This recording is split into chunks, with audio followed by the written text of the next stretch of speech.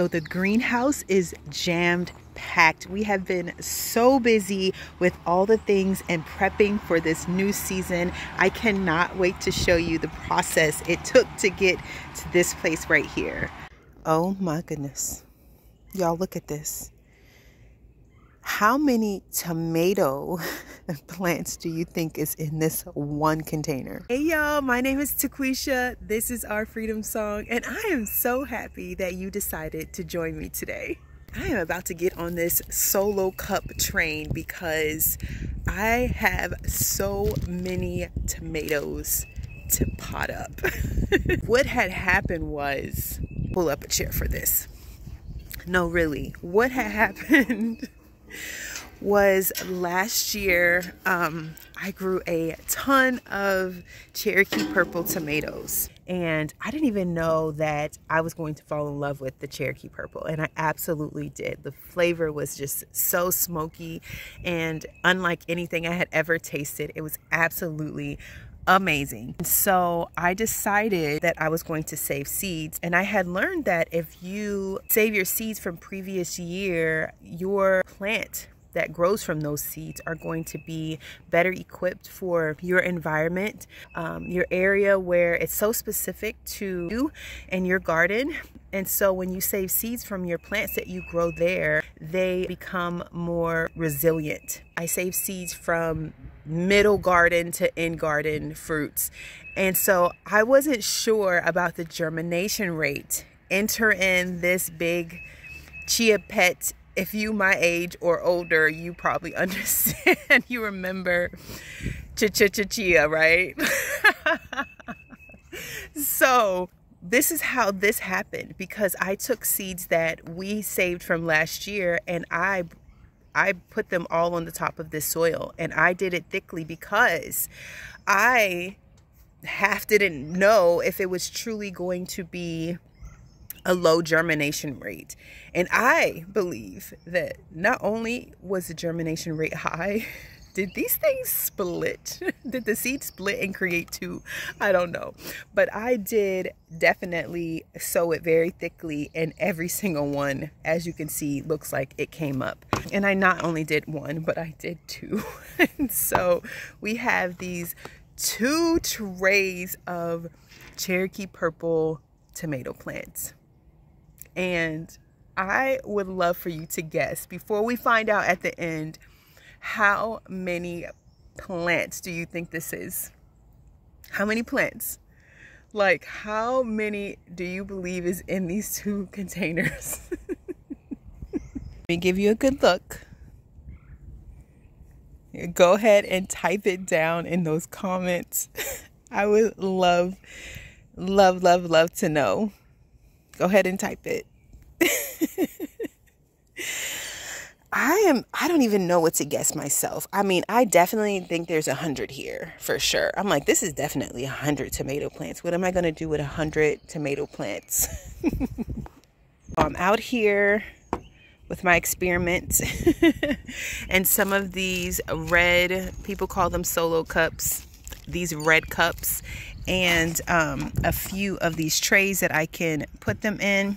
I do have a drill right here so that I can drill holes at the bottom of those cups.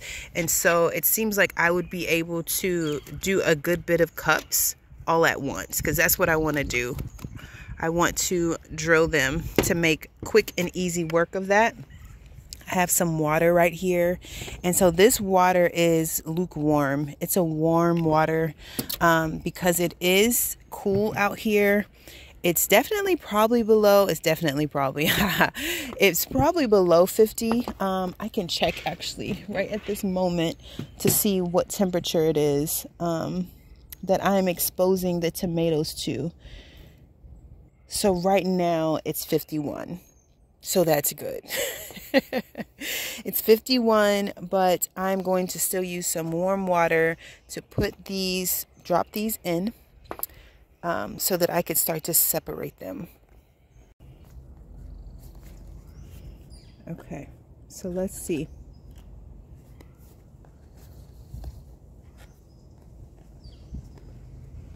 So I did not water these.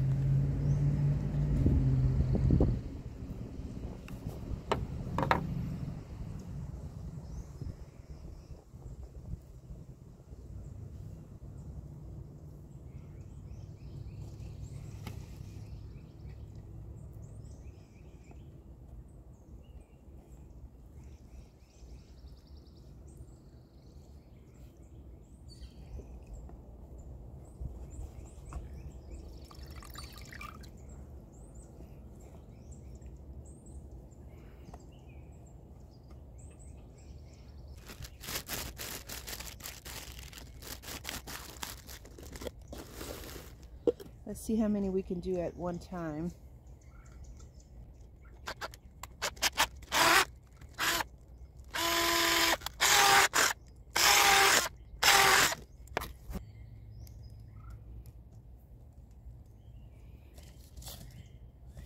Let's see how far it went.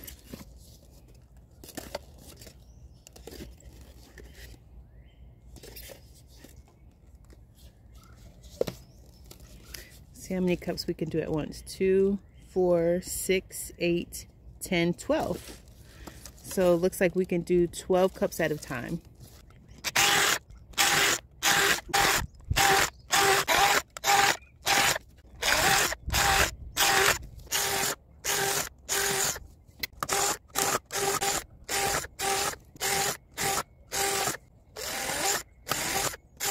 Okay, the cups are finished. This has been soaking for a few minutes, and this is what it's looking like.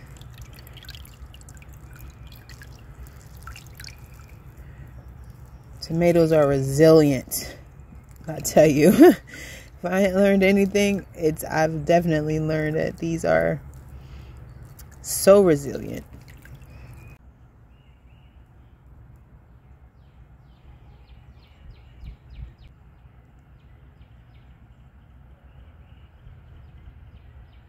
Okay, so next I am just mixing up some potting soil. I added some worm castings as well as a little bit of bone meal just for a little nitrogen, since they have been all packed together like that. And I'm calling in backup. So a couple of my girls are going to come out here and fill up all these cups for me.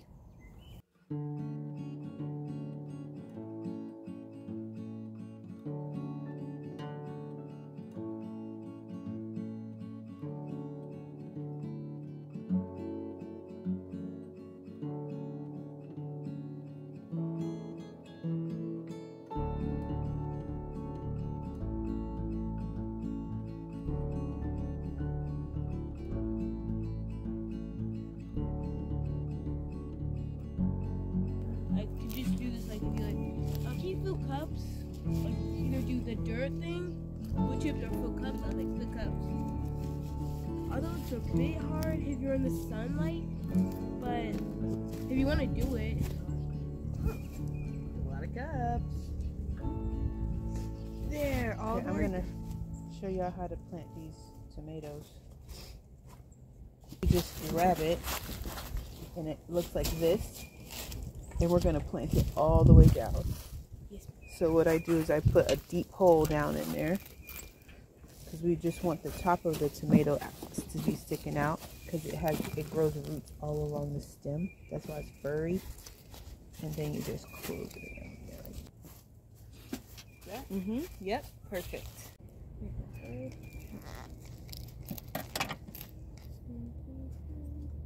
Put it all the way down in there.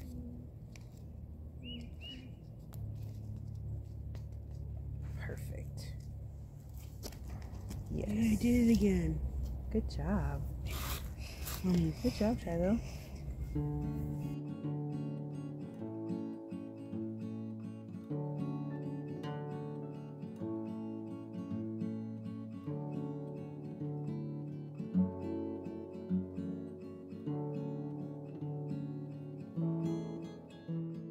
Oh my goodness, we filled up 100 cups, y'all, and we still have at least half of a container half of a container of this one and a whole complete container of the other one. We didn't even get started with the other one, so this is probably 100 again. They're not watered in yet, they're just in. And I think everyone has one in it, right girls? Yes. So this is 100 cups. So Yeah, grossies. This is 100 cups, so I'm going to stop here. I'm going to stop here and reach out and see who needs tomato plants, because this is 100 tomatoes, and I still have, and these are all Cherokee purples, and I still have tomatoes inside of the house that need to be up potted. which is wild, y'all. This is so wild. You guys, okay, so it's the next day because that's how things work, right? It's the next day and I have all the tomatoes put inside of the greenhouse, so I'm going to show you that first. Okay. And it's steamy in here. I need to turn on our fan in here because it is steamy. 100 Cherokee purple tomatoes in here. They are soaking up some water, and they are also on this other side. I couldn't fit them all on that one shelf, so these are the ones that remain. So this is what we got. 100 Cherokee purple tomatoes. I did have to move some things around and organize a little better in here to fit those up on that shelf, but I'm just happy that I took the time to do that. This right here is all of the basil that I threw in this container. It's so funny how they've all germinated on the left side. Isn't that just so interesting? I've put everything that I could put on the actual table in here. These all need to go out. These right here, these sweet peas, they need to go out. But I did put some soil inside of our beds out there, so I will be able to plant those. This is what they're looking like. These are the only things. I'm disappointed in this tray. These are the only ones that germinated. And so obviously it was the seed. And so that's unfortunate. And the same thing happened here. So they weren't new seeds, and I did get some seeds from a friend, and I don't know how old her seeds are, but we didn't get a lot of germination. So these are the amaranths that are growing really well, that were bulk sown. These are zinnias, straw flowers, and some more, a different variation of zinnias. And anywhere, I'm going to give it a couple more days. Anywhere that there's no germination, I'm going to replant that soil block. And you guys have seen all of this. The exciting thing that I saw today was, this is yarrow, and it's in this little container, and I sowed it on 211, and they've all, look at all that germination. So I have yarrow in there. I also have yarrow in here. That I did. I wanted to try a couple different methods, and so as you can see, they have germinated really, really well. They've germinated and they're happy in there. And then I have some mullein in here that has germinated, and it didn't take 14 days to germinate, and so I'm happy to see all those little sprouts. We just need to keep those alive.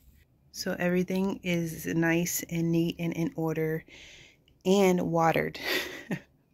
Watered well. And so that is good. I'm happy. These are the 4 beds that I've filled. It's the 2 circle beds, and then our birdie bed right there, the gray one. I filled those, finished filling those today, and so they are ready to be planted when the time comes. And I've also filled, look at all the flowers growing, y'all.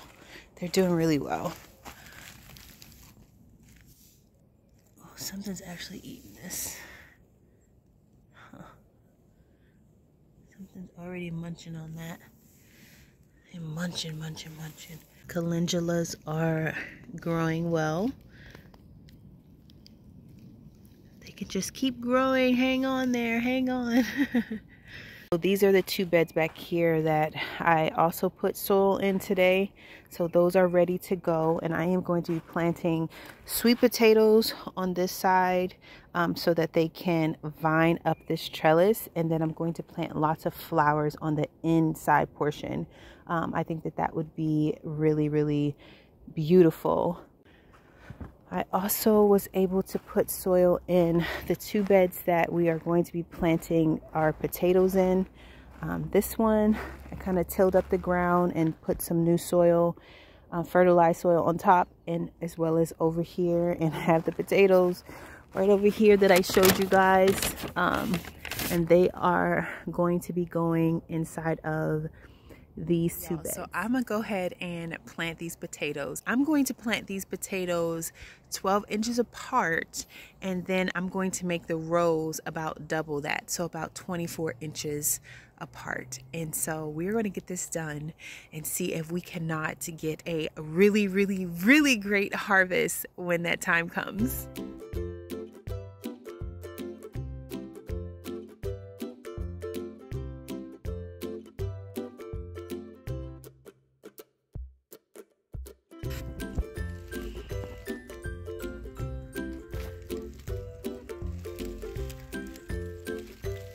Okay, so when I started putting the potatoes in the bed, I just decided to use a piece of paper.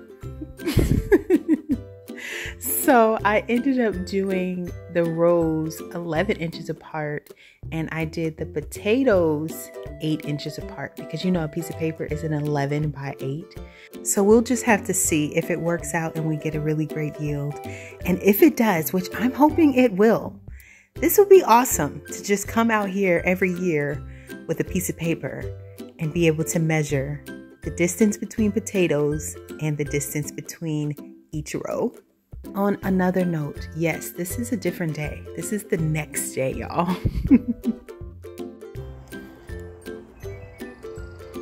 So here I have 40 potatoes in this bed and 40 potatoes in this bed.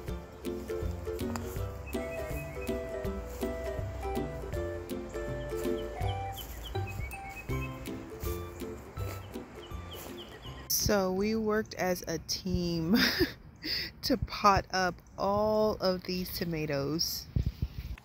So we have 207 different, well, they're not all different varieties, 207 tomatoes that we potted up, and 118 Cherokee purple tomatoes. And I brought them outside so that we can give them a good water, just a bulk water, so that they can soak up all the moisture that they need from being transplanted. So this right here is ranunculus sprouts. I don't exactly know how I'm going to resolve this, but I put them in the dark so that they could sprout, and then all of a sudden I forgot about it, just like I was supposed to, and now they're like 5 inches tall. So if you are familiar with ranunculus, I would love to hear your take on how to resolve these oversprouted ranunculus corms, because I'm thinking I should just cut them down. They are trying to get some green. When I first took them out of the darkness, they were just white, and so I am really trying to figure this out, y'all. So definitely let your girl know. Okay, so that is it. This is where we are right now. I feel so good going into the season with all of these plants doing just so well. Everything is healthy, lots are growing, and so I am very encouraged by the start of our garden this year. Hoping that we are able to keep everything alive and well and healthy in this greenhouse. It is definitely jam-packed, and that's definitely a good thing. That's a good thing. So I'm very happy about that. But I'm excited about this. I hope that you are excited and you are prepped or still prepping. We only have 4 weeks, y'all, until our last frost, which is so exciting, because that means that all of these things get to go into the ground, and that is happy dance right there. That is definitely some happy news. So we only have 4 weeks to baby everything, make sure everything is properly watered until it can go outside and do its thing. Then we are going to take care of all these baby plants in here the best we can, with lots of love and lots of intentionality, and I'm excited about that. Thank you guys so much for joining me today. I will see you guys next time.